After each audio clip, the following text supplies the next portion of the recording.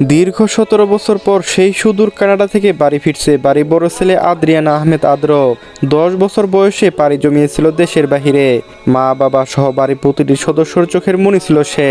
ছেলে আসার খুশিতে বাড়িতে আজ যেন আনন্দের বন্যা বয়ে যাচ্ছে, শুধুমাত্র একজন মানুষ বাদে। খাওয়া দাওয়া সে কি লাহিকাণ্ড।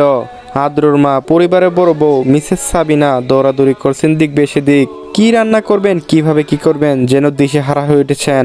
ছেলেকে কাছে পেয়েছিল সেই 17টা বছর আগে। 10 বছর বয়সে পাড়ি জমিয়েছিল দেশের বাহিরে নিজের মামা মামির সাথে। এই বয়সে মা বাবা পরিবার ছেড়ে যাওয়ার পিছনে রয়েছে কোনো এক বিশেষ কারণ।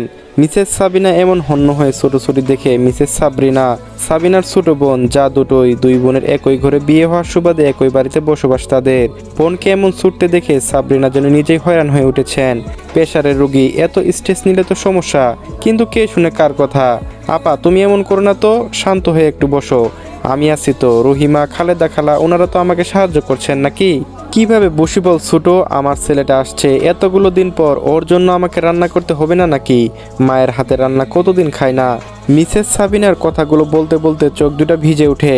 আর উঠবে নাই বা কেন, কোনো মাই তো পারবে না নিজের সন্তানের থেকে এত সময় দূরে থাকতে, কাছে না পেয়ে আলাদা থাকতে। আদ্রি, আদ্রি, কই তুই, দেখ না তোর অলস বোনটা কি করছে, এখনো কি উঠিনি নাকি ঘুম থেকে। একবার ডাকবি, না উঠলে মুখের উপর পানি ঢেলে দিবি। মিসেস সাবরিনার আগে গোছ করতে করতে আদ্রি তথা মিসেস সাবিনার ছোট মেয়ে আদ্রের ছোট বোনকে বলে। আদ্রি বলে, আচ্ছা মামুনি, আমি ডেকে দিচ্ছি। ভূমি আপু, এই ভূমি আপু, উঠো না, মামুনি তোমাকে ডাকছেন। তাড়াতাড়ি উঠতে বলেছে, না হলে কিন্তু তোমার মুখে যোগ ভর্তি সবগুলো পানি ঢেলে দিতে বলেছে। আদ্রি তার ছোট মেয়ের খুবই বাধ্য মেয়ে, যেটা বলবে সেইভাবেই বলবে, অক্ষরে অক্ষরে পালন করবেন। ভূমির শ্রবণে আদ্রির কথাটা পৌঁছাতে দেরি, কিন্তু এক লাফে শোয়া থেকে উঠতে 1 সেকেন্ডও আর দেরি হয়নি। এই তো আমার ভালো আপুমনি, উঠে ফ্রেশ হয়ে চট জলদি নিচে আসো। আব্বু আর সাদাব ভাইয়া কিন্তু চলে গিয়েছে এয়ারপোর্টে। ভূমি তখন বসে বসে ঘুমে দুললেও আদ্রির কথাটা কানে আসতেই চোখ দুটো রসগোল্লা হয়ে যায়। ভাইয়া চলে আসছেন, আর 1 সেকেন্ডও দেরি না করে ভূমি ভৌ দৌড় লাগায় ওয়াশরুমের দিকে। এয়ারপোর্টে দাঁড়িয়ে আদরের জন্য অপেক্ষা করছেন মিস্টার আফজাল আহমেদ, আদ্রের বাবা, শান্তি মঞ্জিলের বড় কর্তা, এবং ভূমির ভাই রাফি। অপেক্ষা প্রহর শেষ করে অবশেষে বেরিয়ে আসে আদ্র। ভাইকে দেখে দৌড়ে গিয়ে ঝাপটে জড়িয়ে ধরে রাফি।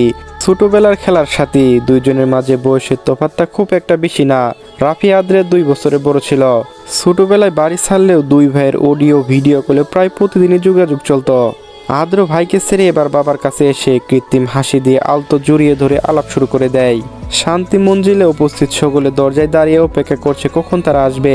সকলের নজর বাড়ি গেটের দিকে স্থির। তখনই গেট দিয়ে প্রবেশ করে মিস্টার আফজাল আহমেদের গাড়ি। সকলে দৌড়ে এগিয়ে যায় সেদিকে।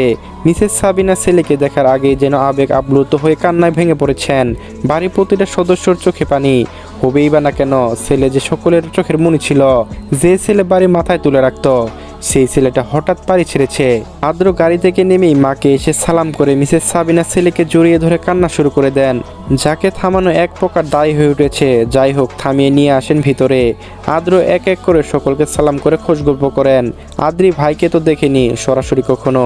ভাইকে দেখে মনে হচ্ছে যেন এই বুঝি একটা ঝাড়ি মারবে কাছে গেলে। মুখে কৃত্রিম হাসি, কোনো প্রাণ নেই, তাই সাহস করে উঠতে পারছে না যেন কাছে যাওয়ার। সুপার ঠিক সেই দিকে গিয়ে এক কোনায় গাপটি মেরে দাঁড়িয়ে আছে, যেন কোনো অন্যায় করেছে সেই রকম মুখখানি। আদ্র বোনের দিকে নজর পড়তে এগিয়ে যায় বোনের কাছে।